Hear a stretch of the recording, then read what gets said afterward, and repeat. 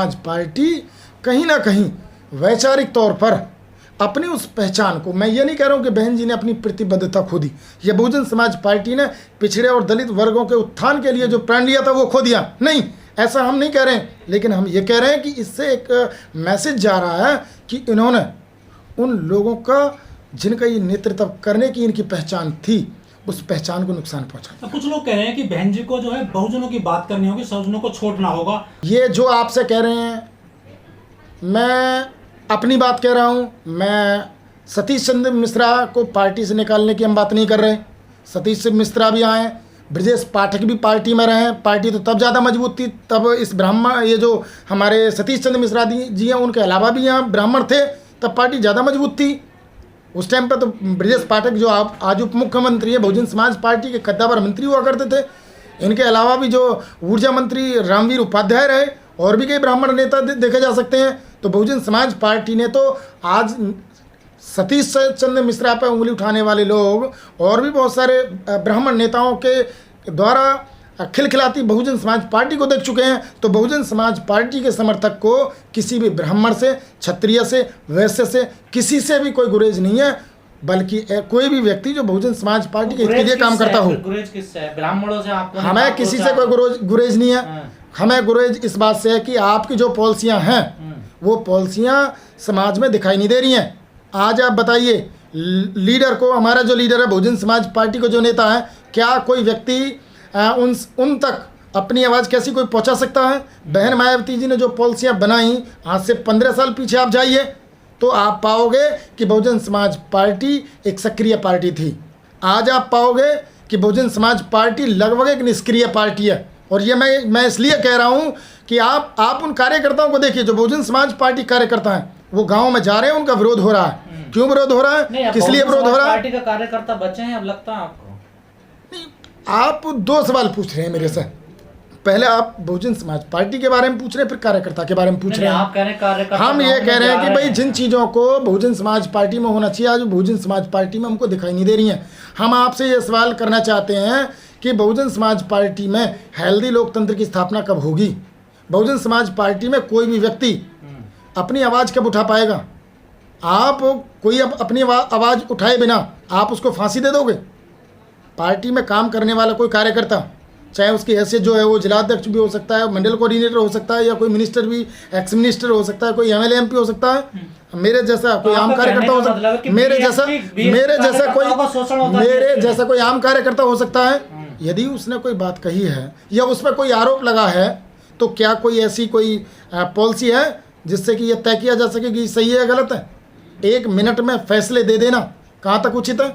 हम आपसे ही पूछते हैं कि हमारी सर्वोच्च नेता बहन मायावती जी ने 18 डिग में उत्तर प्रदेश को नाप दिया, कहाँ तक उचित है? क्यों सवाल ना करें? आप बताइए। बहन मायावती जी एवरी इलेक्शन वो ज़िले पे आती थी। उत्तर प्रदेश में 75 ज़िले हैं, उनकी 75 रैलियाँ होती थी। वो उस समय में 75 रैलियाँ होती थी जब उत्तर प्रदेश में किसी तरीके का पब्लिक को लाने पर कोई रोक नहीं होती थी। तब एक ज़िले में जो 3, 5, 8 जितनी विधानसभाएं होती थी, वहाँ के विधानसभा अध्यक्ष, वहाँ के प्रत्याशी, वहाँ का जो संगठन है सक्रिय होकर के लोग आते थे।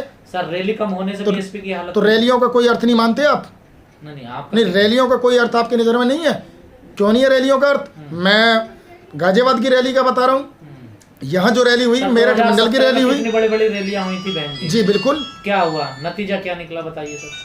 तो कितनी बड़ी रैली, कितनी रैली? नहीं 2012 में 2017 में बहुजन समाज पार्टी का वोट स्टैंड कर रहा था। चुनाव नहीं जीते, लेकिन पार्टी ने अपना वोट नहीं खोया। हम समाजवादी पार्टी से ज़्यादा वोट लेके आए, ये हमारी जीत थी 2017 में। और आज 2022 में क्या है? आधे घंटे का टाइम। आप बताइए 2022 में हम कहाँ खड़े हैं? सर कुछ लोग ये भी कह रहे हैं कि बहन जी को इस्तीफा दे देना चाहिए बीएसपी से। भाई हम ये कह रहे हैं बहन जी इस्तीफा ना दें। हम ये नहीं कह रहे कि बहन जी इस्तीफा दें, लेकिन बहन जी में भी समय के साथ बदलाव की आवश्यकता। जैसे कि तथागत गौतम बुद्ध का ये जो कथन है कि परिवर्तन ही प्रकृति का नियम है, तो परिवर्तन प्रकृति का नियम है। जब 1985-84 में राजनीति हो रही थी, आज 2022 में राजनीति हो रही है। उस टाइम पे वॉल पेंटिंग्स होती थी, जो उस तरह से लोग तराने गाते थे, आप लोग आज तो चीजें कहते बदल गई हैं। BSP पार्टी नहीं है तो मिशन है, मिशन चल रहा है ये तो। नहीं, मिशन में पार्टी क्या परिवर्तन कर देखिए, पार्टी और मिशन, बहुजन समाज पार्टी आम जो पार्टियां हैं उनसे डिफर है। उनसे डिफर इसलिए है कि यहाँ पे एक ऐसा सपना देखा गया कि आम घराने से आम कार्यकर्ता जो पार्टी की सेवा करेगा निकल करके उसको उत्तर प्रदेश या किसी भी राज्य के सदन में पहुंचने का मौका होगा, देश की जो बड़ी सबसे बड़ी पंचायत है उसमें पहुंचने का मौका होगा, और वो शासन सत्ता में भागीदारी करेगा। सदन में पहुंचाया ना, बिल्कुल। सब सारे बिक गए। आप जो सवाल कर रहे हो कि बहन जी ने कितनों को पहुंचाया, आपकी लैंग्वेज में कभी ये नहीं आ रहा कि बहुजन समाज पार्टी ने कितनों को पहुंचाया। ये क्यों नहीं आप बोल रहे कि बहुजन समाज पार्टी ने कितनों को पहुंचाया? बहुजन समाज पार्टी कह दीजिए कितनों को पहुंचाया। वो बहुजन कहाँ है समाज बताइए? पार्टी ने बहन जी को भी 4 बार उस सीट पे पहुंचाया। बहन जी को भी बहुजन समाज पार्टी ने उस सीट पे पहुंचाया। तो बहुजन समाज पार्टी को बचाने की जिम्मेदारी, सबसे बड़ी जिम्मेदारी बहन मायावती जी के कंधों पे है, और वो ही इसको बचा सकती हैं। आज मेरे विद्रोह करने से, आपके विद्रोह करने से हम लोग सवाल तो उठा सकते हैं, हम चेतावनी दे सकते हैं, लेकिन ये मौलिक बदलाव की जिम्मेदारी हमारी सर्वोच्च नेता बहन मायावती जी के कंधों पे चली जाती है। आपकी कोई जिम्मेदारी नहीं है? नहीं, हमारी जिम्मेदारी सबसे पहले है। हमने कहा अपनी जिम्मेदारी से मना किया? क्या हमने बहन जी के निर्देश मानने से मना किया? क्या कोई कार्यकर्ता बहन जी के निर्देशों का पालन नहीं कर रहा? आपको लगता है? आज भी बहुजन समाज पार्टी का कार्यकर्ता निष्ठा और ईमानदारी से काम कर रहा है। पार्टी का कैडर आज भी देश भर के अंदर है। यही तो दिक्कत है। आप कहने कार्यकर्ता ईमानदारी से काम कर रहा। अभी जो चुनाव हुए विधानसभा के, उसमें बहुजन समाज पार्टी का कार्यकर्ता नजर ही नहीं आया। प्रत्याशी ऐसे लग रहा था जैसे निर्दलीय चुनाव लड़ रहा हो सर। नहीं तो आप कार्यकर्ता में और नेता में अंतर नहीं महसूस कर रहे? पार्टी का कार्यकर्ता और पार्टी के नेता, उनमें अंतर महसूस नहीं कर रहे? अगर ये तुलना आप पार्टी के नेता से करें, सर्वोच्च नेता से करें, तो बहन जी 19 बार घर से बाहर निकली उत्तर प्रदेश के चुनाव में। 19 बार नजर आई हैं। नहीं, वो सवाल उन पर उठाया गया, उसके अलावा नहीं, उन्होंने जो जवाब दिया वो जवाब आपके लिए जवाब है, मेरे लिए जवाब है। वो उत्तर प्रदेश की जो 25 करोड़ आबादी, उसके लिए जवाब नहीं है। वो संतुष्ट नहीं है उससे। सर, कुछ लोग ये भी कह रहे हैं कि जो बहन जी ने अपने भतीजे को और भाई को बड़ी पद दे दिए हैं पार्टी में, ये कभी फील्ड में तो आते नहीं है काम करने के लिए, वो घर में ही बांट दिए सारे पद। हमें किसी को भी पद दिए जाने से आपत्ति नहीं है भाई। कोई भी व्यक्ति, ये लोकतंत्र का मतलब ये होता है कि जिसको भी राजनीति करनी है वो आए। बहन जी के भाई आए, भतीजे आए, और भी उनके परिवार के लोग आए, लेकिन पार्टी में काम करें, पार्टी के लिए काम करें, पार्टी में पद लेने के लिए ना आए। लोगों को जो दिक्कत है वो सिर्फ इसलिए है कि भाई कोई व्यक्ति ने जिसने पद ले रखा है वो किस लिए ले रखा है? केवल नाम के लिए पद ले रखा है, काम के लिए पद ले रखा है?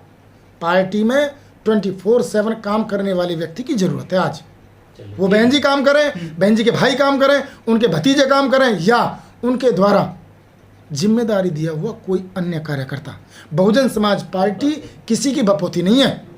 वो माने पूज्य बहन मायावती जी हों, जिनका हम आदर करते हैं, लाखों बार आदर करते हैं, वो आज भी हमारे दिल में विराजमान है, और जब वो इस दुनिया में नहीं होंगी तब भी वो दिलों में विराजमान होंगी। लेकिन दुख इस बात का होगा कि वो जिस आंदोलन से निकली हैं और जिसको उन्होंने ऊंचाई दी है, आज उनके ही कुछ निर्णयों की वजह से इस आंदोलन को नुकसान पहुंच रहा है, जिसको हमको खुली आंखों से देखना चाहिए। अब जो बीएसपी में पुराने नेताओं को फिर से बुलाया जा रहा है, चाहे नसीरुद्दीन सिद्दीकी हो, चाहे और नेता हो, इससे कुछ मजबूत होगी पार्टी?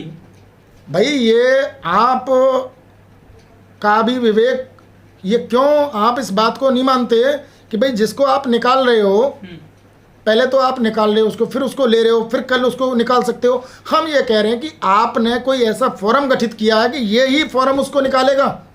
अकेले बहन मायावती जी निर्णय नहीं लेंगी। मतलब बहन जी को किसी ने आकर के बोल दिया, एक आदमी ने, कि ये आदमी ठीक नहीं है, तो निकालो उसको 1 मिनट में चुटकी से। एक पेड़ को लगने में आप एक छोटा पौधा लगाते हैं, लगाया, उसको पानी देते हैं, ड्रिपिंग करते हैं, उसको तरह तरह से जो जानवरों से बचाते हैं, तब वो कहीं बड़ा दरख्त बनता है। और थोड़े में ही आपको पता लगा कि नहीं ये तो पेड़ ठीक नहीं है, आप लाए आ रही और काट दिए। अब आप फिर से कह रहे हो जिसको दोबारा लगा रहे हैं। क्या औकात उसकी रह गई, क्या हैसियत उसकी रह गई जिसको आपने जीरो कर दिया हो? एक बच्चे को जन्म देना, उसको पाल पोस के बड़े करने के जैसा होता है एक नेता का निर्माण करना। नेता बहुजन समाज पार्टी हो या कोई अन्य पार्टी हो, केवल एक नेता से पार्टी नहीं, सर्वोच्च नेता होते हैं, उनके अलावा भी नेता होते हैं। तो ये जो छोटे छोटे जो नेता थे, भारत एक जातियों का देश है जिसमें हर जाति अपनी जाति से नेता मांगती है। ये क्यों नहीं आप मानते कि यदि चमार जाटव आज बहुजन समाज पार्टी से जुड़ा हुआ है तो इसका कारण भी बहन मायावती जी हैं, क्योंकि वो उनकी जाति का नेतृत्व करती हैं। ऐसा एक मैसेज भी है। तो आप बताइए कुशवाहों का नेता क्यों नहीं होना चाहिए? आप कहोगे जी हमारे पास तो फलाना कुशवाहा है, उसको हमने प्रदेश अध्यक्ष बनाया। अरे भाई जानता कौन है उसको? वो कितने दिन गया कुशवाहों की लड़ाई लड़ने के लिए? क्षेत्र में कब वो दिखा? बहन जी का निर्देश तो पूरा कर रहा है वो, बहन जी के लिए यस यस जी जी यस उतना तो कर रहा। लेकिन आज उस नेता की ज़रूरत है जो अपनी जड़ों के साथ भी जुड़ा हुआ हो, गांव देहात में जा रहा आ रहा हो और वो बात कह सकता हो, अपने बड़े नेता से बात कह सकता हो, माने बहन मायावती जी से बात कह सकता हो। ये जब हैसियत थी तो पार्टी बहुत ऊंची थी। माने नसीमुद्दीन सिद्दीकी जी बहन मायावती जी से बात कर सकते थे।